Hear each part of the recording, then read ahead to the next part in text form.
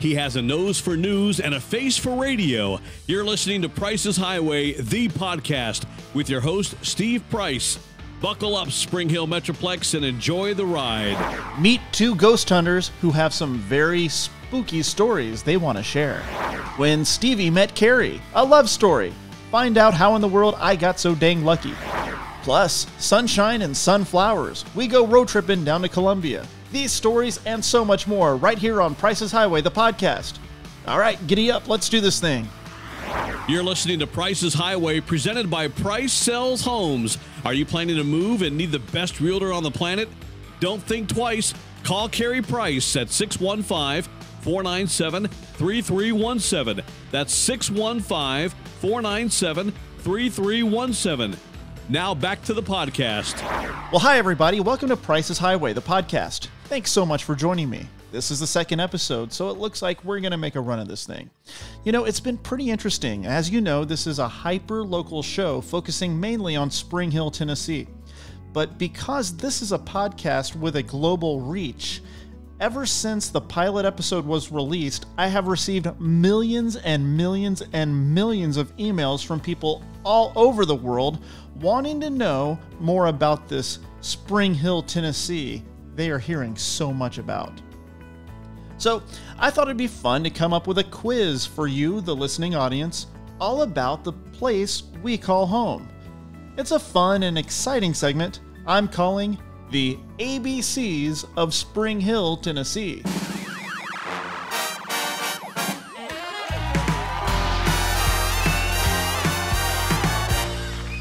All right, question number 1. Spring Hill was first settled hundreds of years ago by A, the Cherokee, B, the Apache, or C, two guys named Froggy and Jeffro. Question number 2. The traffic circle at the Crossing Shopping Center was designed by A, the Tennessee Department of Transportation, B, a private engineering firm, or C, Hitler. Question number 3. The number 40,000 represents A, the population of Spring Hill, B, the number of fast food restaurants in the area, or C, the minutes it takes to go from Wilkes Lane to Campbell Station Parkway during rush hour. Question number 4. 5.67% represents A, the percentage of registered voters that actually voted in the last city election, B, the percentage of people that call Kritz Road Kreitz Road, or C, the percentage of people still listening to this podcast. All right, question number 5. The ban currently in effect in the city of Spring Hill is A, a burn ban, B, a water irrigation ban, or C, my lifelong ban from iHeart Spring Hill. Actually, there's more than one correct answer on that one. And finally, what do Spring Hillians love more than fried chicken? A, nothing, B, nothing, or C, nothing.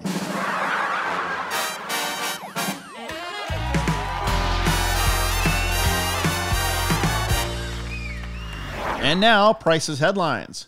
It was announced earlier this week that leaders at Taco Bell Corporate came to Spring Hill to replace all of their employees at the Newport Royal location with turtles and tortoises.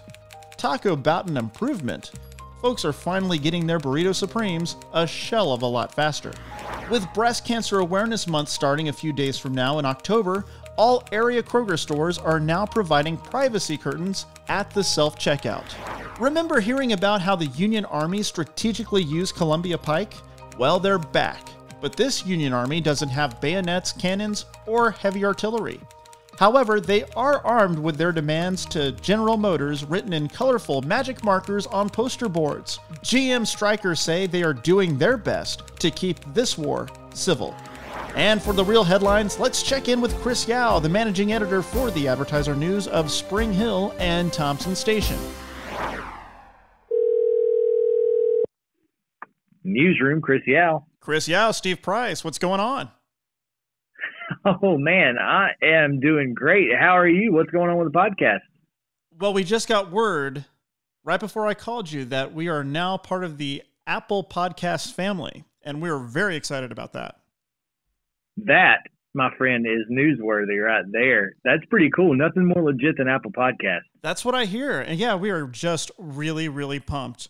And I just wanted to tell people before we go into the headlines that you host another show called Sports Night.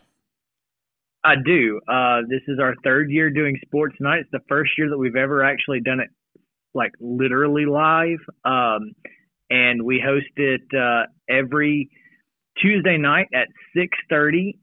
You can catch it on Facebook, on our website, advertisernews.biz under the video tab, or on Twitter at SportsNightTN. You can check it out any of those places. It's live from 6:30 to 7 every Tuesday night. Super cool. Really excited about the rest of the football season. We got some great teams in this area. So moving on, we do have some headlines, correct? Yeah, we've got some great stuff going on in the city of Spring Hill right now. One of the big things, obviously, one of the same things we talked about last week was the town center, but the Kedron Square project, which was approved, and it's going to make a lot of headway for the city to incorporate some residential, but also tons of commercial and development on the children's home property. So that's going to be really cool. And they actually, the city asked the developer to leave some room for possible municipal growth, which means that there could potentially be a city hall or a library or something like that on this property in the future. Awesome. So if people want to stay up to date with that project, they can always turn to you all at the Advertiser News, correct? Oh, absolutely. Our paper is thrown in the driveways every, hopefully we hit the driveway. Sometimes it's the ditch, unfortunately. But we try to get it to your driveway or as close to your mailbox as possible. And just check it. It's the top headline of this week's paper. So if you guys want to check that out, just pick up the paper and front page. It's right there on the top. So a full story about that.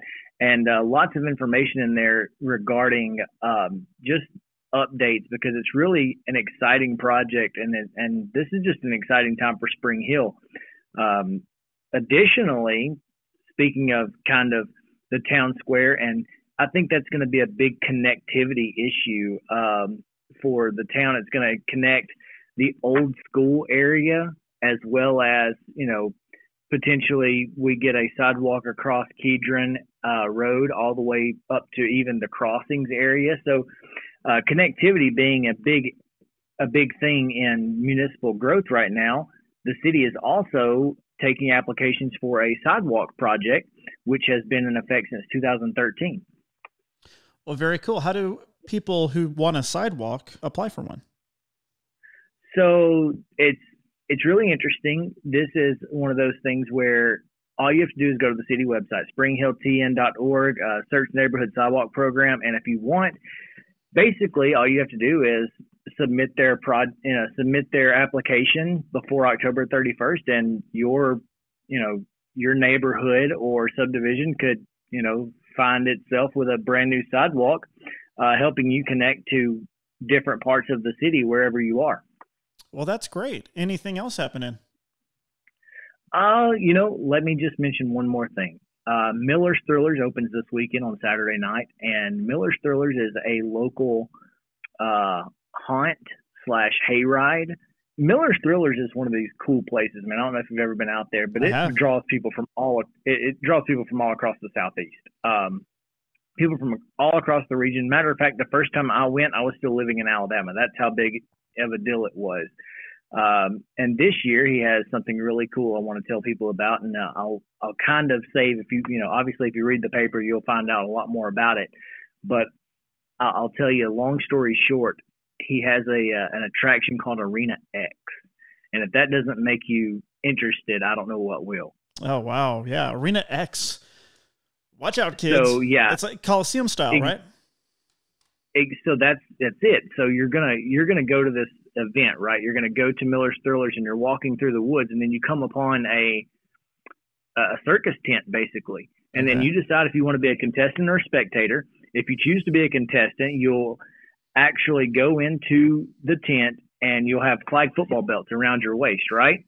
And it's like an escape game. So you're looking for the ringmaster's top hat. And the catch is you're going to be chased by clowns, and they're going to be trying to take that belt off of you. Yeah. So if you're afraid of clowns, probably not the best thing for you to do. But if you're not, this is going to be a lot of fun. Yeah. It's like a 3-minute game. So it's not like something that you're going to take a lot of time with. Right. But, they're going to be chasing you and trying to take those flags off before you find the ringmaster's top hat. Going to be really cool. You're going to want to check that out. I'm telling you. Read more about it, like I said, in the Advertiser News. Full story this week and as well for that. Well, you know what? We also have some paranormal investigators coming up on the show a little later today. Do you have any ghost stories you want to share? I'll tell you my favorite ghost story. Bardstown, Kentucky. Okay. I went to the Talbot Tavern and Inn, and it is one of the most haunted places in America. I lucked into a ghost tour. I was actually just walking around, and the ghost tour was going on, so I jumped in, and so I was in the room where Jesse James, the outlaw Jesse James, he used to stay at the Talbot Tavern because his cousin was the local sheriff. So he could stay there and not get arrested. Well, one night, Jesse woke up in the middle of the night, and he saw birds flying off of the murals on the wall because he was drunk, and he started shooting at the wall. Well, there are still bullet holes in the walls of the Talbot Tavern. And I was in there with a 12-year-old girl who had her phone out, and she just literally said, "Jesse, are you here?" And then she said, "Jesse, did you put these holes in the wall?" Well, she played her voice recorder back, and he didn't answer to "Are you here?" But when she asked, "Did you put these holes in the wall?" you could audibly hear,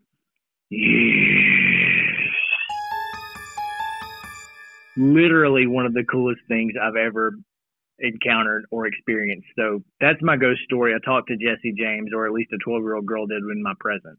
That is very, very creepy. Well, cool. Hey, it was pretty cool. Thanks so much again for being on the show today, and we'll catch up with you next week. All right. We'll talk to you then. I, of course, want to thank the Advertiser News of Spring Hill and Thompson Station for being the show's media sponsor. All right, we have a brand new segment. It's called Road Trippin' with Ava. Ava Price is my daughter. She's 11. She's in 6th grade. And sometimes we like to go on road trips. And now she is interviewing the people who own the places we go to see. So, Ava, welcome to the big show. Thank you. All right, so we went to a little place called, actually kind of a big place. It's called Liberty Grace Farms, and it's in Columbia. So tell us all about it, Ava P. So what we did when we got there was we went to the barn and got lemonade and... It was so good, too, wasn't it? Yes. Very refreshing. And delicious hot dogs and chips. And you know what's really cool about the people who own that? When they ask you, hey, how would you like your hot dog cooked? Do you want it extra burned or do you want it just regular? Nobody does that. Very cool of them to do that. Moving forward. Sorry to interrupt, Ava. So, anyway, when we got there, we saw plenty of fun activities such as, the food, bounce houses, and a lot of flowers, and never-ending fun. So, yeah. The sunflowers really are never-ending. It's like a sea of sunflowers, and it's really cool. Now, you had the opportunity to interview Miss Jody, didn't you? Yes. And let's listen to that now, shall we? I'm here with Miss Jody, and I'm going to ask her some questions. She is at Liberty Grace Farm and Vineyard in Columbia, Tennessee. What are you most proudest of about your farm? Well, the fact that what we have, we've built all together with my family and myself.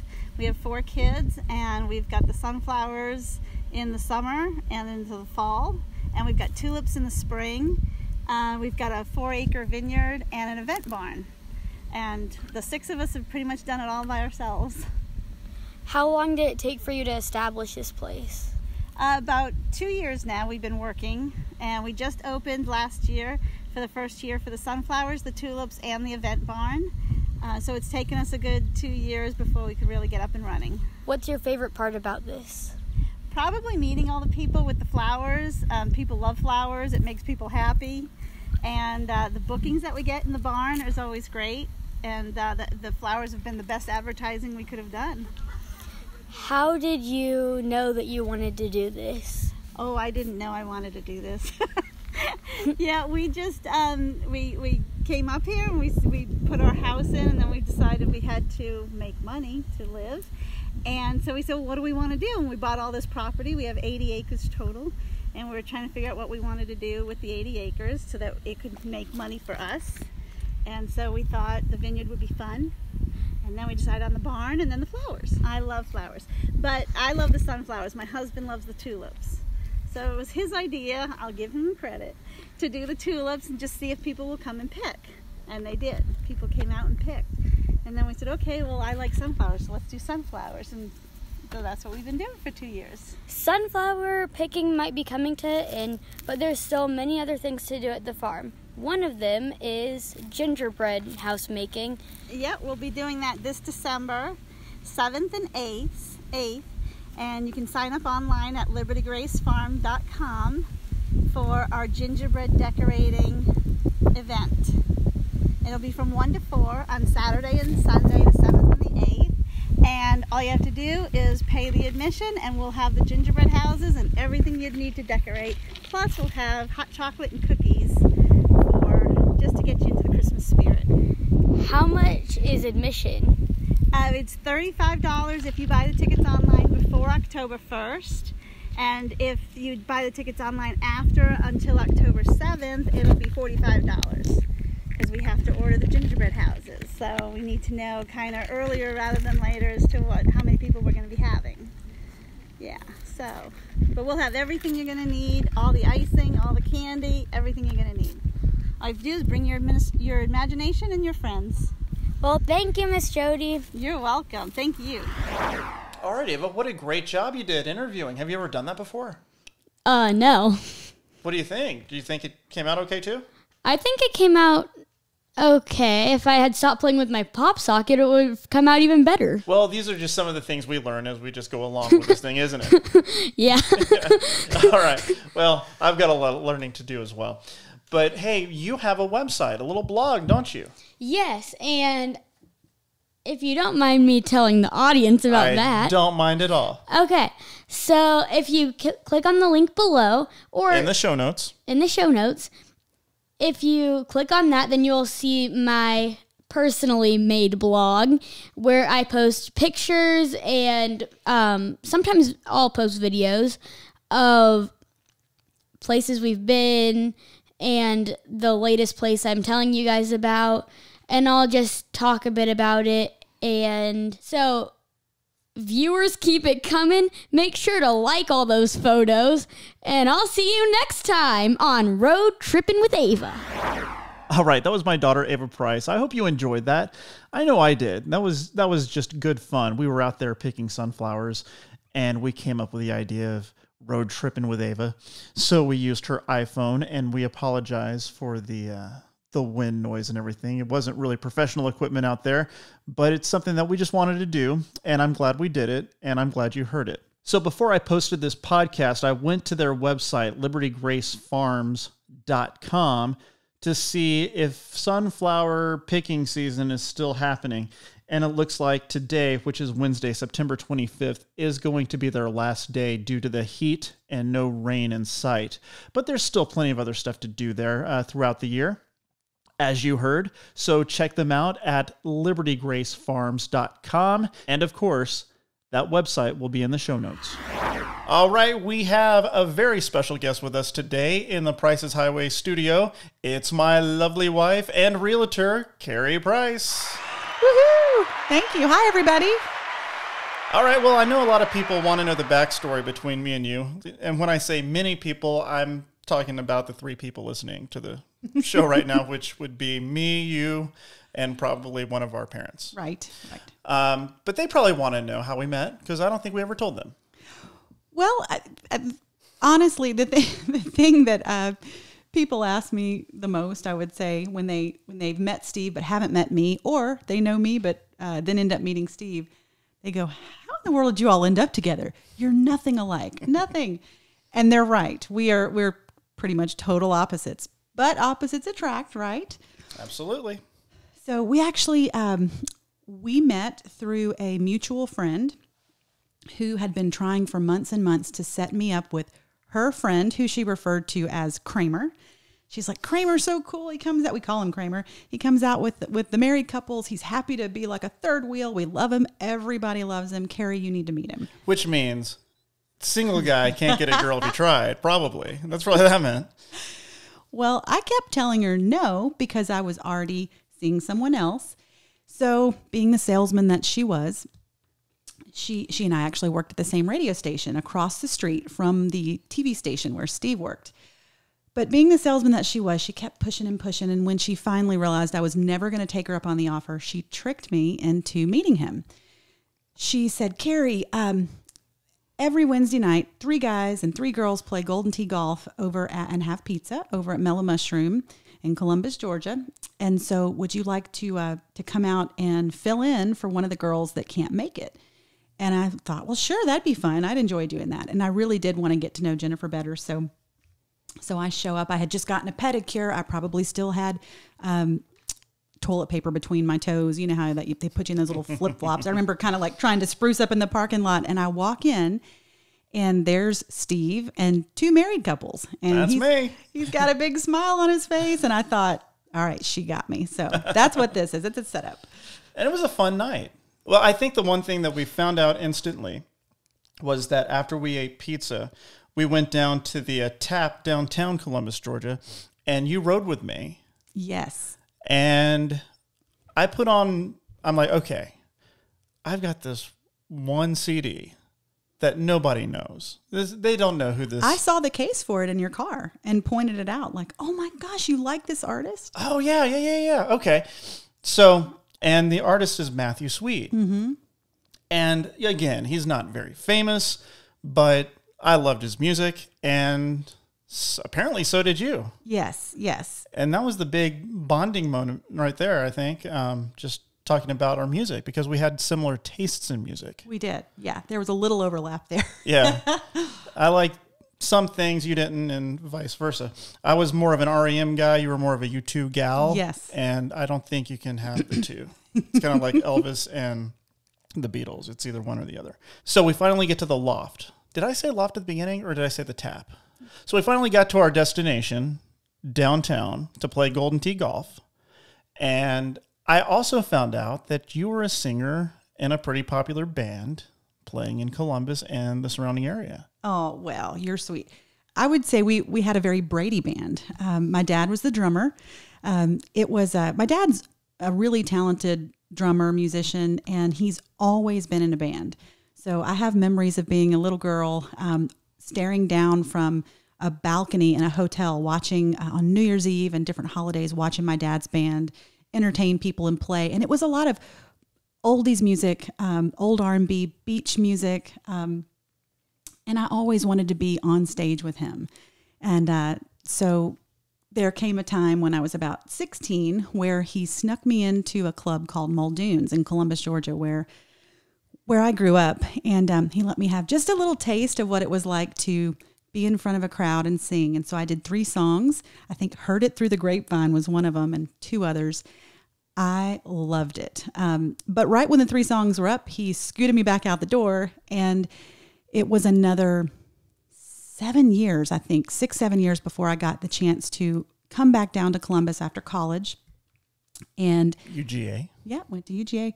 Came back home and was the lead singer for Keri and the Cruisers, which is a band he built around the kind of music I was into back then and what he and his friends enjoyed playing as well. Yeah. And then so we get into the place called the Loft, and we start playing Golden Tee Golf. And I don't think I ever told you this, but, I was single, but I was kind of seeing somebody too. And I think at that point it was just kind of, I was, looking elsewhere, and I don't think she was. Yes. But she walked in, while we were playing. Really? And my friends distracted her from me, and she saw us together, and she stormed out. I didn't know this. Yeah, and so I made them my groomsmen. For doing that. That was good. Yeah. And of course they were I wonder what your selection process was. Yeah, it was a motley crew. Hey, come on. Just kidding. So we're playing Golden Tee, and we lost. And that's not something that we're known for doing, is losing. The funny thing, I don't even remember playing that game. I must not have been too into it. I was probably listening to the music, knowing me. Yeah. Just standing there. Anyway, we ended up the night. I took you back to your car at Mellow Mushroom and said our goodbyes. And it was just very friendly. Yeah, very friendly. But I just really had a good time, and I just really couldn't stop thinking about you. Oh, that was sweet. Well, even though my heart was really kind of tied up in somebody else, and it was, I remember thinking, this is a really cool guy. He's laid back. He's funny. He's fun, real lighthearted, very genuine person. Had a great time with him. So I went to bed thinking that. And the next morning I got up, hopped on to check my email, my AOL account back then. And there was an email from Steve. And immediately I noticed the subject line of the email was, being with you was 100% fun. And for those of you who know Matthew Sweet's music, 100% Fun is the name of one of his most popular albums. And that was the album that we kind of connected over. Uh-huh. So immediately his wit and his charm won me over. And as they say, the rest is history. And here we are today. Yeah. Been through a lot of ups and downs, just like the real estate market. Yes. 16 years. Is it 16 years? I don't know. Okay, we met in 2002. Okay, so we met in April 2002, and we were married in February 2003. Yeah, we didn't waste any time. In fact, I remember there was one show that you were playing, and you thought I was proposing, but I was not proposing. No. Because who would propose this way? Let's face it, girls. All right. Whenever you've dated someone a while and you've had kind of those talks and you know, or at least you think you know they're going to be proposing, you think you know that you're the one for them and vice versa, you start looking for those moments when, hey, is this it? Is he about to do it? Or at least that was me. That's what I was doing. So this one particular show, we were downtown Columbus on Broadway, and we were in the Median. It was a big outdoor festival, and there were a big crowd sitting on hay bales out there. And I was up on stage, and my mom was out there with my sister, Steve, bunch of people. And in the middle of the set that we were doing, Steve has something in his hand, and he's walking up between the hay bales, walking up to the stage, and he sets this thing at my feet. I look down and I see that it's a hot dog, and with mustard, he has written something on the hot dog. And I'm immediately thinking, while singing, oh my gosh, is this it? Is he proposing to me on a hot dog? Please, Lord, let this not be the moment, because if I have to go around and tell people that he wrote something on a wiener and put a ring on the wiener and put it at my feet, I just don't know if I can do that. So when the song came to an end, I looked down, and of course he had written something on there, but it was happy 6 months or something. So I didn't get my proposal. Thankfully, I didn't get it that way. No, but anyway, I thought that was really funny. And it wasn't long after that he did propose. It was probably just a couple of weeks or so. We've been together for 16 years, 17 years. Who's counting? Moved to Nashville 1 year after we got married. We did. Yes, I got my gig at Channel 4, and you were at the hotel, Millennial Maxwell House. Yes, sales manager working in hospitality for a hotel up here. And then after that, my career really went back into working in advertising. So, my first advertising gig was selling radio advertising with McClure. And then I went on to sell print with Gannett. I worked for All the Rage magazine, the Clipper magazine, selling direct mail. And then started selling your services when you became self-employed years ago for the first time. Music Row Video. Yep. We did a show and are still doing a show called The Highland Woodworker, and in which your dad is the host, and I direct, produce, shoot, edit, yes, and write it. So that's at www.thehighlandwoodworker.com. Never miss a chance, do you? Well, that's another thing we bonded on is we love to market and we love to brand. Yes.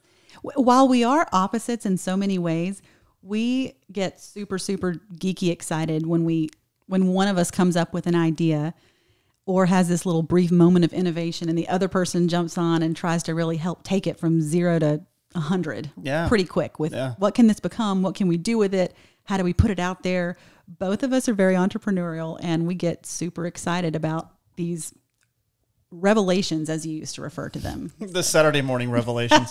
We'd wake up, hey, I've got this idea. Gosh. And sometimes they were good ideas. Sometimes they were bad ideas, but there were 52 in a year. Every Saturday morning we would come up with something. And some worked, some didn't. But what's working for you now is real estate.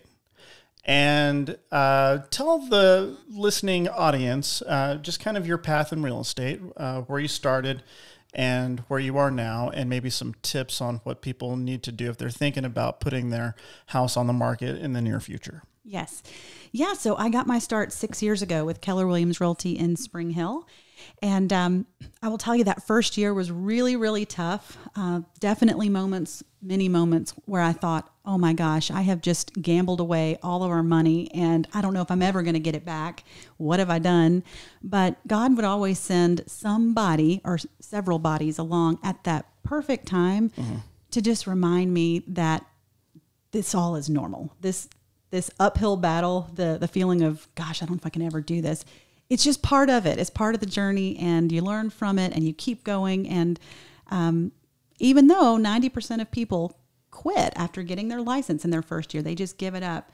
It's tough. It is tough. I was part of that 10% though that just kept on going. And when people ask me, what does it take to make it?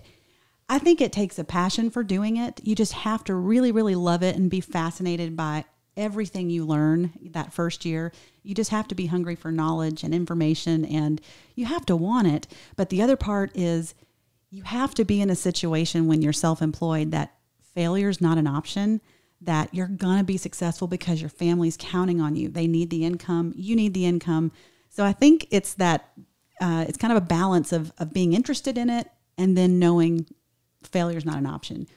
I've got to find a way to be successful. And with the marriage of those two things, you will make it. You really will. And for people who are thinking about maybe putting their house on the market here in the near future, is it a good time to do it?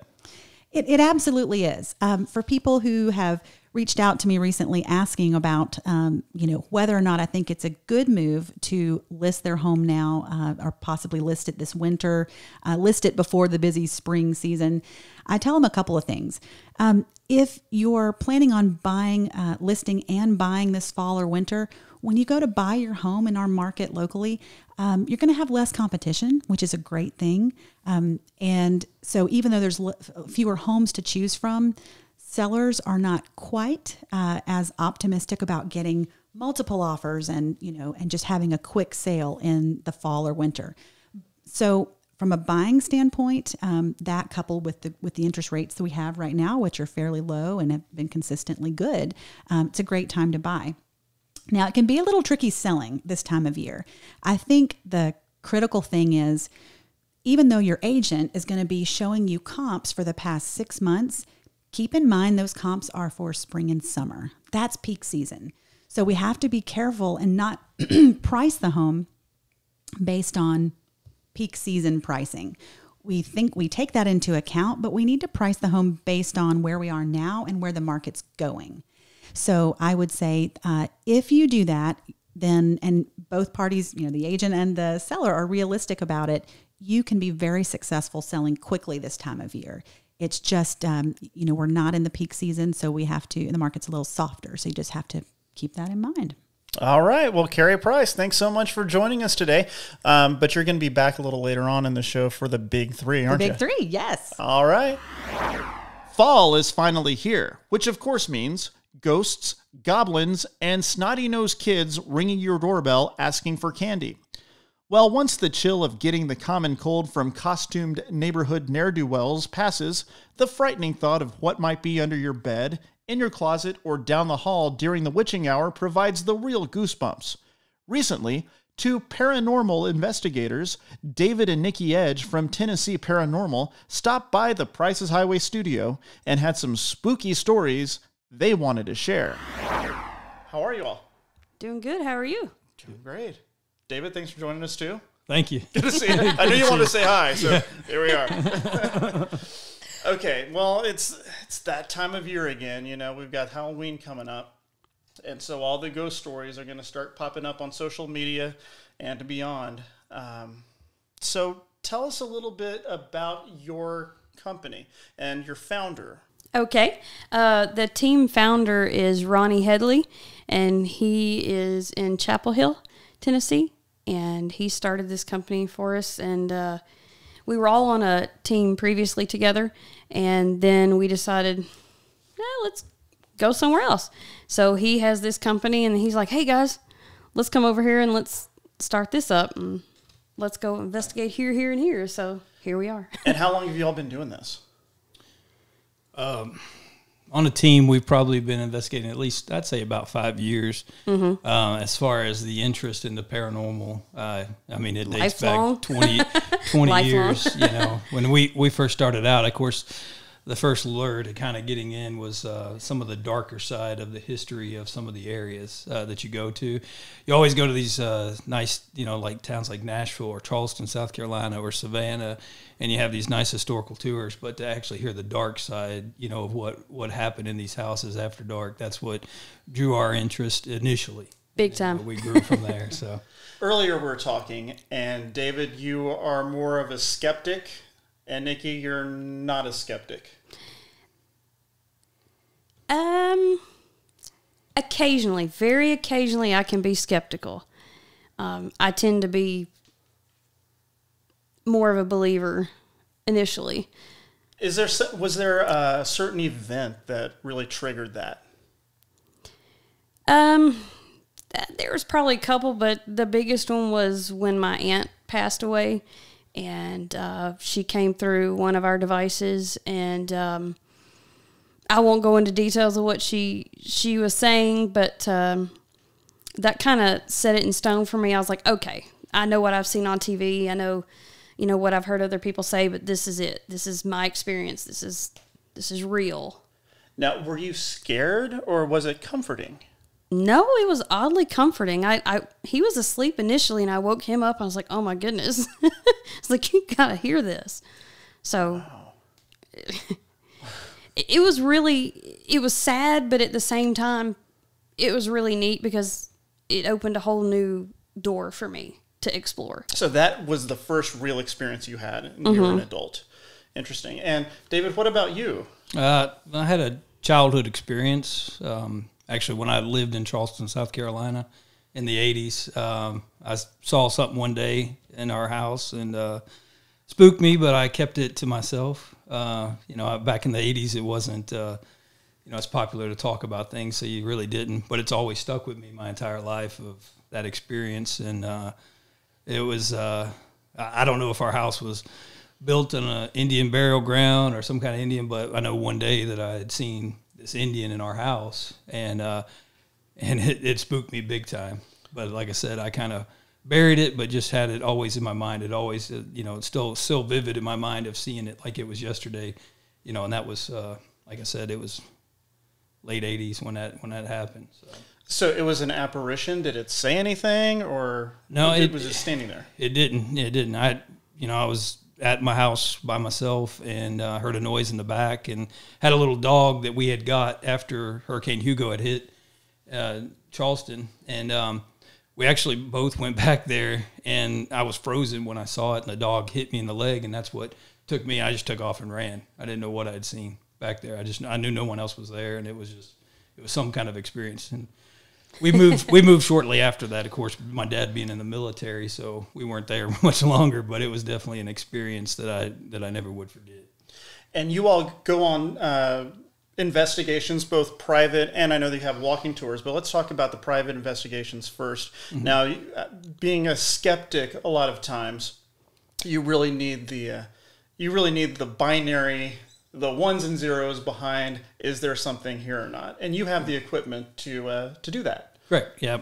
We try. We go in and we'll take paranormal is something that science can't explain, basically. So we take a scientific approach when we first come in.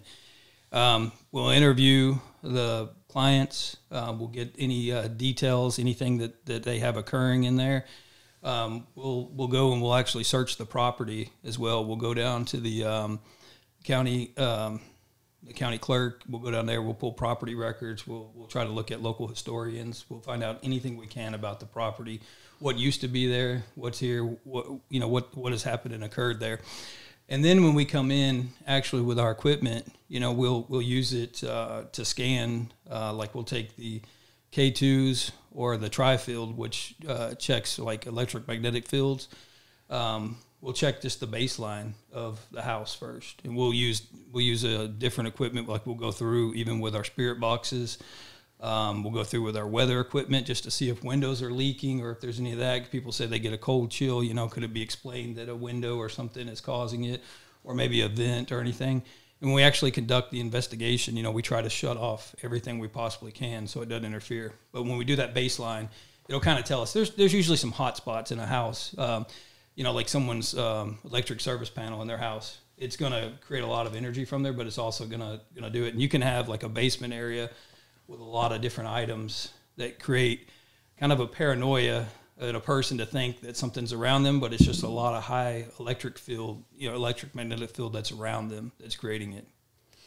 Is there anything you ever captured that you're like, oh boy, what was that? Oh boy, that was so cool. Yeah. We've had a lot of those. Yeah, we've got a lot of EVPs. We've got some interesting things on video that we couldn't quite explain. Over the years, we've done a lot of investigations, private and public places. So, a lot of video and audio. And Nikki, I know a lot of people want to know. All right, they're listening in Spring Hill and Thompson Station, and they want to know: is this area haunted? What would you say to those people? Oh, man. Oh, goodness. Spring Hill and Thompson Station area is lit up with activity. It is all over the place. I mean, there was the Battle of Spring Hill that was in the area. And, you had soldiers coming from, all over and camping out different areas and going to, have operations and recovering different places and taking over homes here, there, and everywhere around the area. And, their blood was seeping into the grass, so their stories are here. Have you been somewhere that you're like, oh boy, this is wild? There's a lot of stuff happening around me. When we used to be on another team, we investigated at Rippavilla a few times, and that's, I'd say, probably the most well-known for most people in the community that is active. That place is constantly active. That's probably, locally speaking, my favorite place for activity. Inside, outside, it's all over. What are some of the things you picked up while you were there at Rippavilla? I was on a tour actually with my daughter for her birthday. She wanted to go, and we were at the back of the group, and I was leaning in one of the doorways, and I happened to look out of the corner of my eye, and I saw something kind of like a grayish in a corner. I kind of turned my head, and I was like, okay, what's this? And the more I turned my head, the more I realized it was an outline of a woman. So finally, I held onto my daughter, and I turned around, and there was a full figure of a woman in a dress with her hair in a bun. I guess you call it a bun. And that whole full dress with the full hoop skirt, like you could hear the skirt, or like I could. And then she kind of smiled, turned just a little bit, walked towards the stairway, and then poof, she disappeared. And I was like, oh, well, this is neat.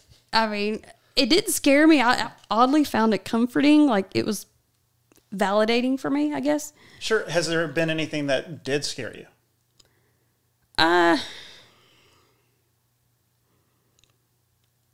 Not to date.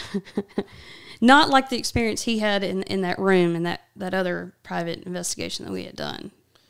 You were telling me this a little bit before we hit the record button, David. Can you go and tell the audience what we were talking about? Yeah. We did a private investigation outside of Columbia, and for some people that were having multiple spirits in their house, and actually we on that case we didn't do a lot of pre-investigation, like with the knowledge of who used to live there and what went on, and it was a very interesting investigation throughout the night. But one claim that we had was that the kids were seeing a he-she kind of creature coming out of the closet. They didn't know what it was, and it was scaring the two little kids that stayed in that room.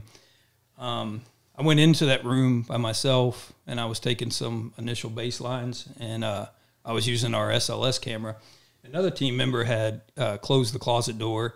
Closet door is an old house. It sagged. It was hard to close. Made a loud sound, when it closed. So he left the room. I was in there by myself, and I, as I was scanning around the room, I started to get back near that closet. And when I got back near that closet with the camera, all the hair on my arm stood up, and it was goosebumps. And it was just one arm. It was my left arm. And I just kind of froze, and I got to it, and all of a sudden, the closet door just started making that, back opening sound back on it. And it opened up. And then on the SLS, actually, a stick figure came out of the top of the closet, or appeared on the camera, the viewing part. But and it just made me freeze. And it was my first experience having that happen. And of course, I'm a big guy, but my first initial thought was to run. but I said, wait a minute. I'm so happy you didn't. Yeah. I said, wait a minute. I am here to document this. I don't think me running out of here is the best thing to do. But it was just that first time of that right there. And like I said, I was in there by myself. So I did calm down. And like I said, I eventually said something to it. And on one of our voice recorders, we captured a response back on it, that a whisper saying "wow," that nobody was there to say that other than me and the entity. Sure, and these are private investigations, so you won't find these pictures anywhere. This is just for a client, correct? Right. Correct. Yeah. That we always go in there and we respect their privacy, and those will not be on social media or our website or whatever. And what if somebody was curious, like, man, I think my house might be haunted? How do they contact you? Well, they will reach out to the team page, which that email goes to our team founder, Ronnie. It's www.tennesseeparanormal.net. And on there are different ways to contact the team or him. And he will, if we're closer, he might call us and say, hey, let's load up and go, or, whatever. I really appreciate you all coming by and taking time, telling us about your experiences. And before we go, I know you all do walking tours as well. It's not just private. You have walking tours for people to come and spend some time with you all walking different facilities. What do you all do? We do. The walking tours we do are at Henry Horton State Park. And we actually have one this Saturday, and that's the 28th, I believe. And it's from 6 to 8. And what we do in that 2 hours is we take you to different locations that we would go to on a full night's investigation, and we tell you some of the evidence that we've caught, and then we also tell you about the history of the park. So, because we want to keep history alive. Absolutely. So that's what we'll do, and then that way, maybe, you'll want to come out because you've heard a little snippet and you'll be like, hey, I want to come back and play with the equipment and so forth. So that's kind of why we do it. On our full investigation nights, we bring out all of our equipment and we let you be an investigator with us on those nights. So you get to use all the equipment and work hand in hand with us, and, that's fun. And then get the full experience. Yeah, awesome. Yeah, that one's coming up October 12th at Henry Horton State Park. That's an all-night investigation from 6 p.m. to 2 a.m. Well, rain or shine. Rain or shine. We have interior and exterior places out there. So there are 2 locations that possibly wouldn't be accessible depending on how heavy the rain might be or whatnot. But otherwise, all the other locations are. Yeah. And Henry Horton is actually, it's very active. Very active, and it's very exciting. And a lot of people go, what could go on at it's a state park, But we've had equipment fly off tables there by itself, nothing around. We've had people touched, people smacked kind of deal. We've captured numerous EVPs. Spanish EVPs. We've captured shadow figures walking, in some areas. So there's a lot of things that have happened, and there's a lot of history from Governor Horton, from it being his the old mill out there to now being a state park. So. All right. Well, we'll put your contact information on the show notes because I know not everybody has a pen and paper right now, especially if they're driving down the road. So I want to thank David and Nikki once again for being on Price's Highway. Thanks for having us. Thank you. Next time on the big show, I'll be talking to Corey Smith, a.k.a. the Yard Boy, about entrepreneurship and the ups and downs of being your own boss. Well, thanks for riding along with me today on Price's Highway, the podcast. So long, everybody. You've been listening to Price's Highway, a Steve Price Totally Terrible podcast production.